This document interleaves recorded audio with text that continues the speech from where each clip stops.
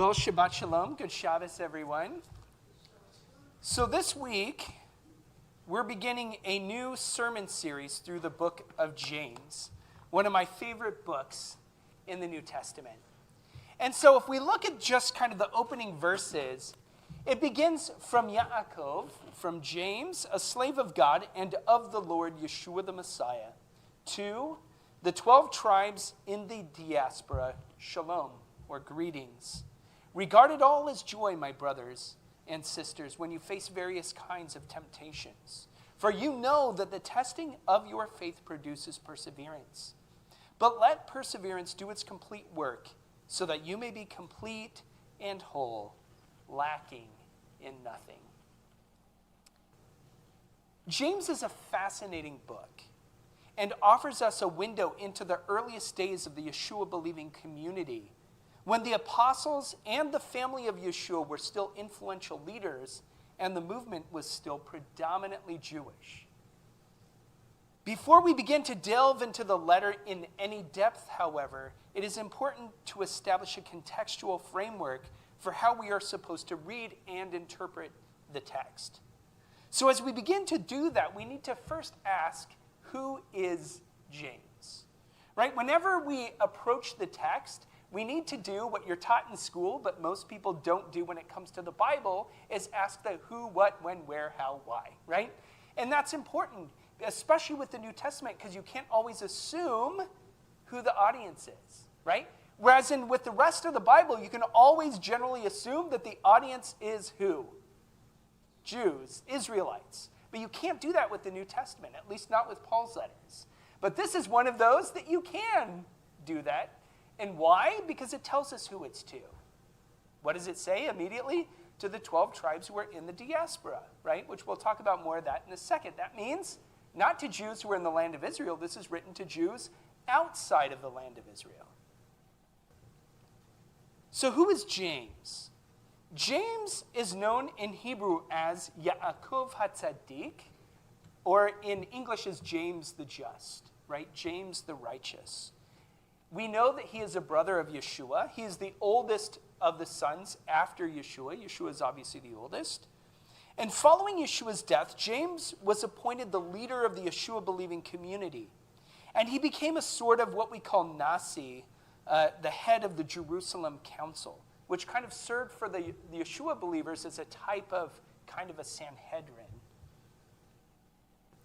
And we know that he was considered a righteous and holy figure throughout Jerusalem.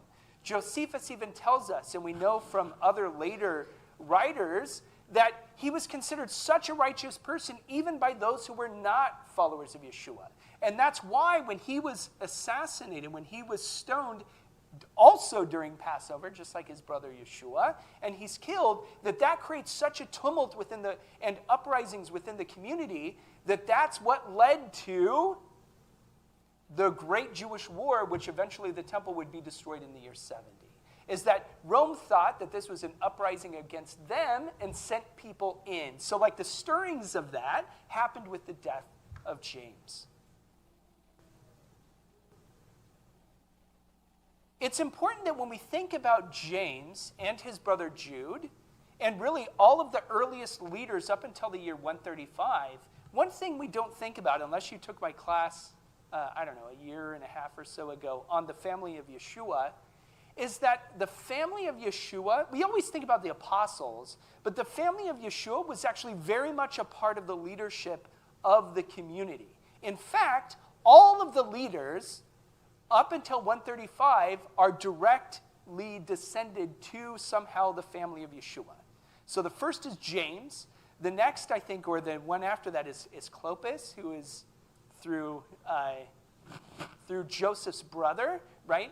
All the way down to 135 during the Bar Kokhba revolt, when the last leader of the head of the community in Jerusalem to be killed is, anybody know, unless you're a nerd like me, Yehuda Kyriakis, or Judas Kyriakis. He is a grandson or great-grandson of Jude. So he's the last person. So all the way up till 135, why is 135 significant? There are two dates in relation to the New Testament that you have to know, and most Christians have never heard of them. and they're most important things for determining why the community is scattered throughout the world. We often think that the only reason that the gospel goes out into the world is through evangelistic fervor. That's only partially true. The other reason is why. What happens in 70? Destruction of Jerusalem, right? For a time, the believers reestablish themselves elsewhere and then come back to Jerusalem until 135. After 135, the followers of Yeshua are no longer based in Jerusalem because all Jews are expelled for almost 190 years from Jerusalem. Jews are not allowed after 135. What's in 135? That was defeat of the Second Jewish Revolt, which we often call the Bar Kokhba Revolt. And the Bar Kokhba Revolt was not only catastrophic for all Jews, so when Jerusalem was destroyed, it totally threw religiously the community into upheaval, right? Now the center of Judaism and everything that was related to the temple, it can no longer function. And so, it's a tumultuous time as various groups, kind of fight against one another to determine the direction of Judaism, but largely Jews outside of the immediate boundaries of Jerusalem were largely left alone. Yes, there was some problems, and we know the Qumran community was destroyed, like during the Great Jewish War and stuff, but largely life went on. However, after the Second Jewish Revolt of 135, Rome, in all its fury, descended upon Israel and not only crushed heavily the people, sent all Jews in Judea into exile, except for in Galilee, and those who were able to flee went to Galilee. Galilee then becomes the center of Jewish life. There are almost no Jews left in the rest of Judea for the next few hundred years, actually several hundred years. Galilee becomes the center of Jewish life. So when we think of these great rabbinic works like the Mishnah, the Jerusalem Talmud, the Midrash, like all this stuff comes from the Galilee. It doesn't come from Jerusalem. So I say this because it's really important for you to understand that the blood relatives of Yeshua were still influential leaders. We often hear only about the apostles, but they are just as important as the apostles. In fact, some of them are the apostles.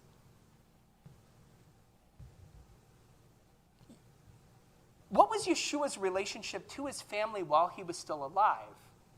It's interesting because we have references a few places that they didn't believe that he was the Messiah while he was alive. It was only after his crucifixion and resurrection.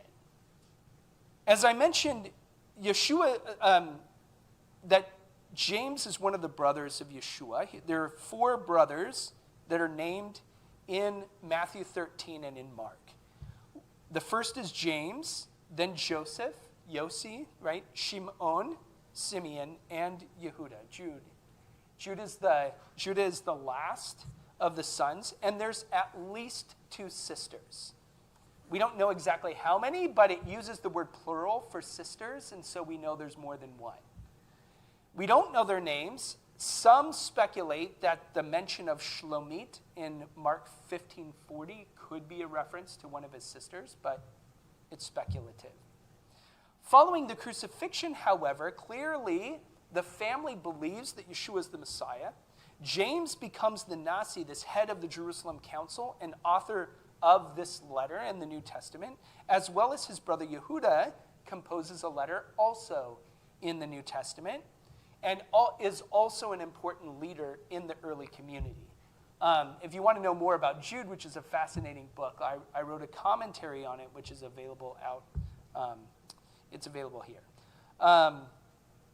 So the Jerusalem Council, as Paul mentions, for those who just completed Rabbi Tony's Galatians class, Paul makes mention of the pillars, right, the 3 pillars in Jerusalem. That these reputed pillars of the assembly are James, along with Peter and John.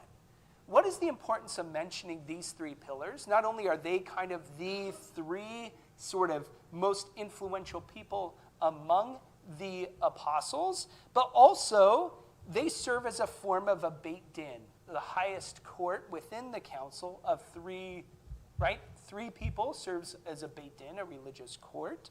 And so they are the highest of these, not just of influence, but officially in their representation within the community. And as I mentioned, Jerusalem remains the center of the followers of Yeshua until the crushing, the brutal crushing of the Second Jewish Revolt in 135. After that, the followers of Yeshua are no longer based, and the movement as a whole is no longer based in Jerusalem. It moves to Antioch, which later is renamed Constantinople. So the book of James is a letter, like many of the other New Testament books, and follows some of the expected conventions of an ancient letter. It begins by telling us who it's from. At least in this English translation, it says, from James, or Yaakov is his name in Hebrew, a slave of God and of the Lord Yeshua the Messiah. And then it tells it to the 12 tribes who are in the diaspora, greetings, or shalom. It begins like most ancient letters, telling us who it is from, who the letter is to, followed by a formal greeting. And some, and Paul does this sometimes, and also the letters of 2nd and 3rd John, especially 3rd John, give a little more elaborate greetings, which was a big deal. There was a formality that you did in the ancient Near East in composing a letter. John's is a little more abbreviated, and so it probably was not intentionally written as a letter, but probably was in oral teachings or a sermon that he gave, which was written down as a letter and then sent to these other communities in the diaspora. The letter itself was written either in the late 50s or early 60s, prior to James's execution in 62 CE. So it's very early. Along with Paul's letters, it's some of the earliest works in the New Testament.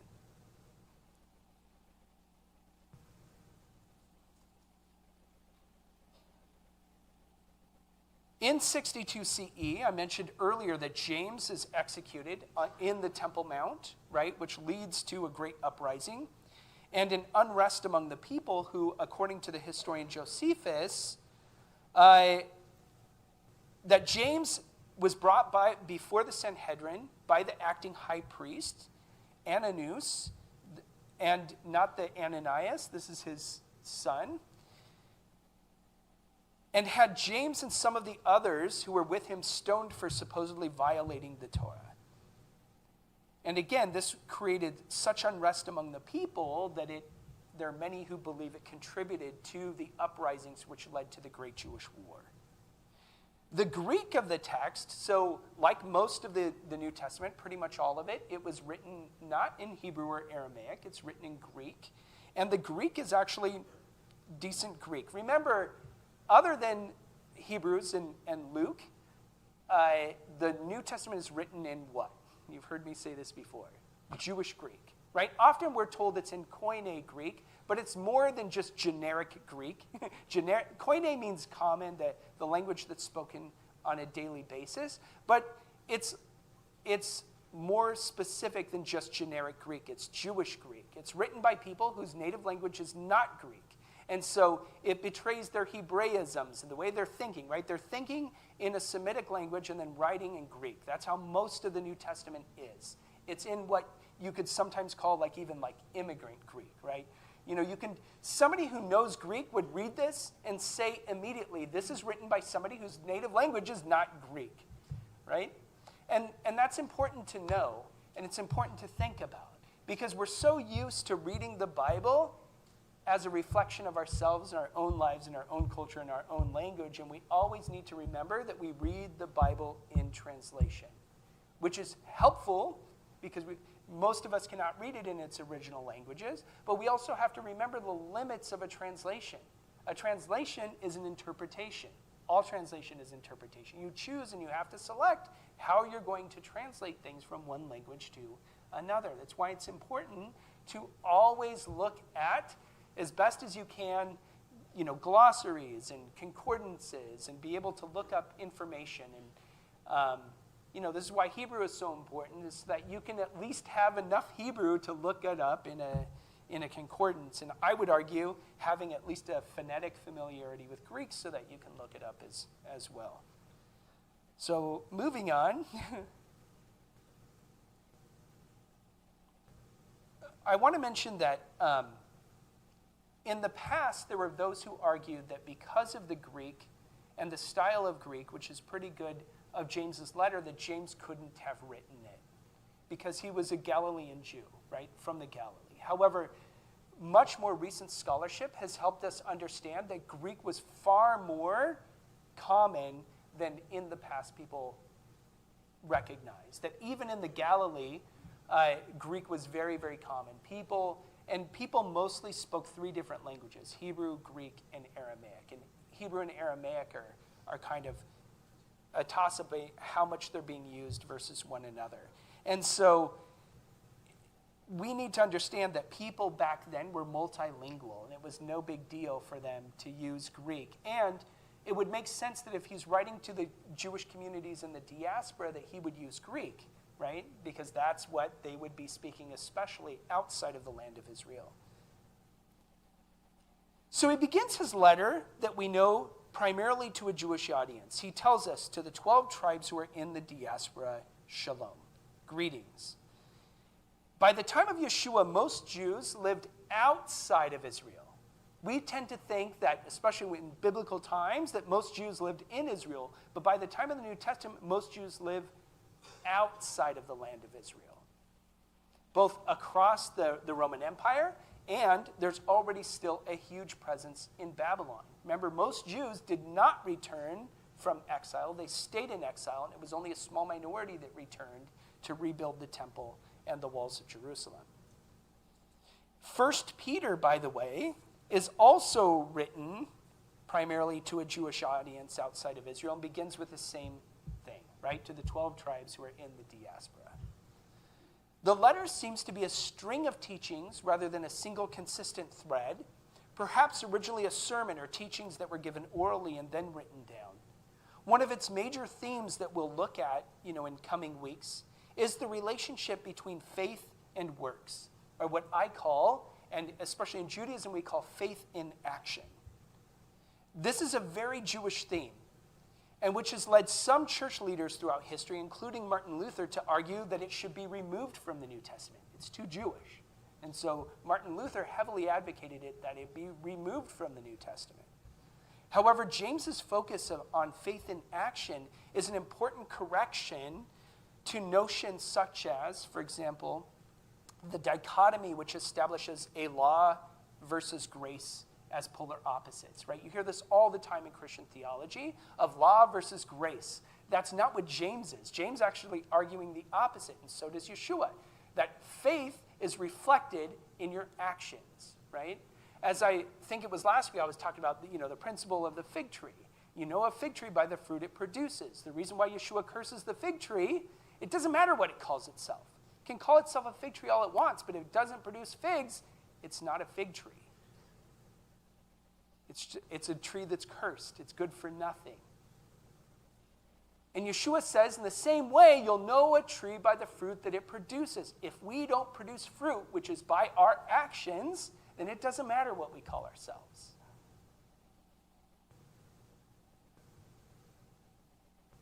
Additionally, the letter deals with matters of ethics and spiritual discipline. It's how we treat others, matters of money, efficacy of prayer, and repentance in anticipation of the final judgment. Frequently, it shares motifs with Jewish sources and displays an intimate familiarity, not only with the Tanakh, but with the wisdom tradition.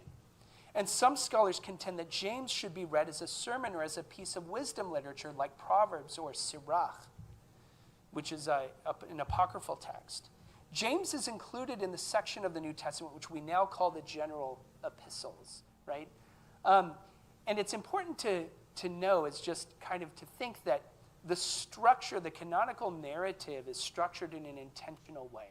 It's one of the reasons that the Jewish Bible, the Tanakh, and the Christian Old Testament are the same books, but they're in a different order because they tell a different overarching story, right? For Jews, it starts outside of the land of Israel, and then we end in Chronicles in Israel, right? And it goes over the history of the Jewish people. And we know that it's in this what do you want to call it? Not partite, but it's in a three-form, right? The Torah, the Nevi'im, and the Ketuvim, like the Torah, the prophets, and the writings, right?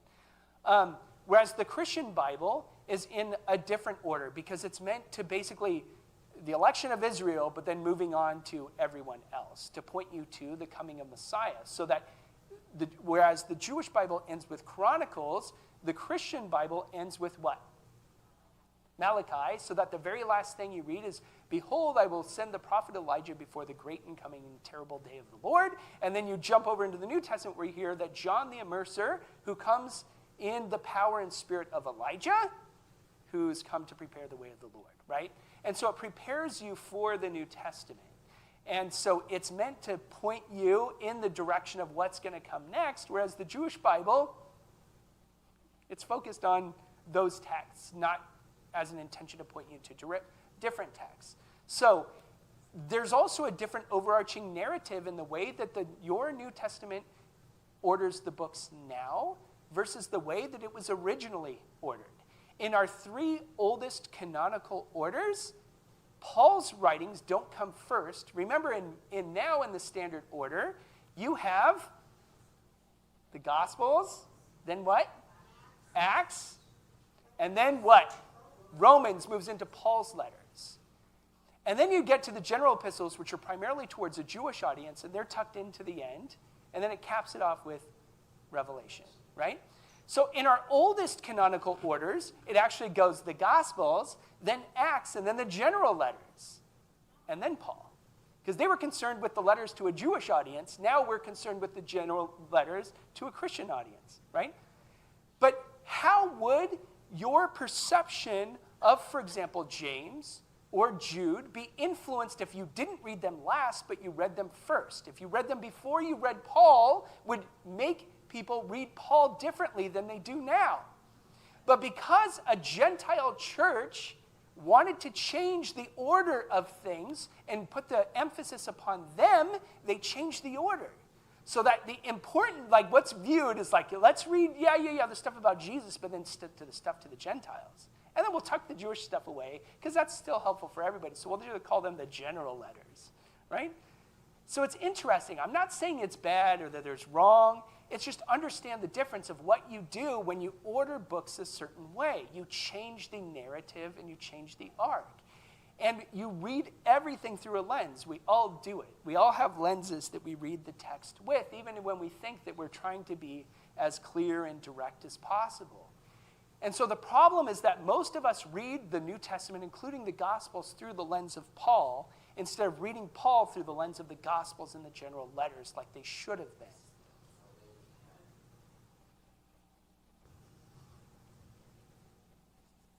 So, as we progress through James, hopefully we'll hit some fun and exciting things. As we wrestle with this short letter, it's only 5 chapters. And even last night before bed, I read through it twice. It's important to sometimes read as much as you can through a whole book at a time, because you get more out of it, like understanding the flow of the whole thing when you can read it in one sitting. I realize some books are hard to do that because they're really long, like Isaiah or whatever. But you pick something up when you don't read it in chunks, right? Like if I picked up a fiction book, for example, and just read it here and there, every couple of years I come back to a chapter, you're going to miss out on the overarching narrative. One of the things Monique and I joke about is, like everyone, we binge shows. And isn't it frustrating when a whole year and sometimes more has gone by before the next season comes out, and I already forgot what happened in the previous season, right?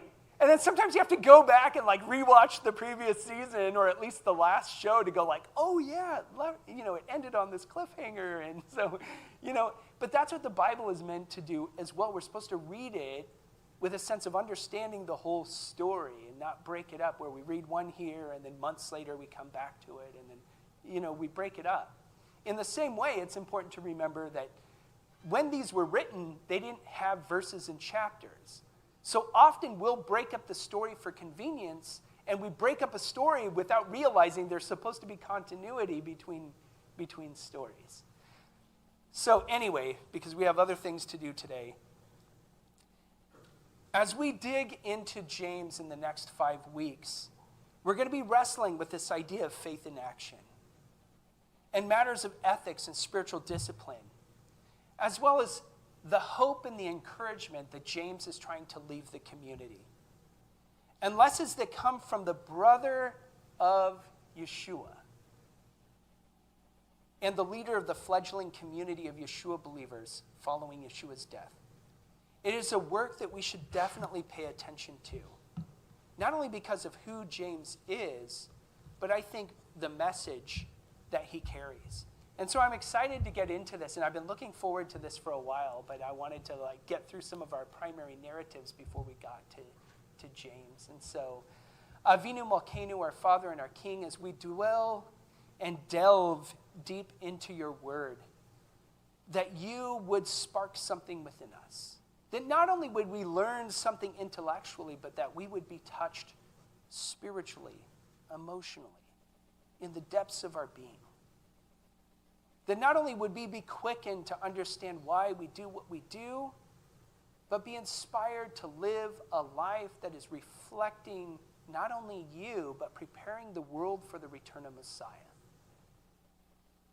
And so I pray that you would continue to guide our study and open our eyes to the depths of your Torah and the depths of your word, through the living word, through the living Torah, Yeshua Messiah. We pray all of this in your name, in the name of Yeshua. Amen.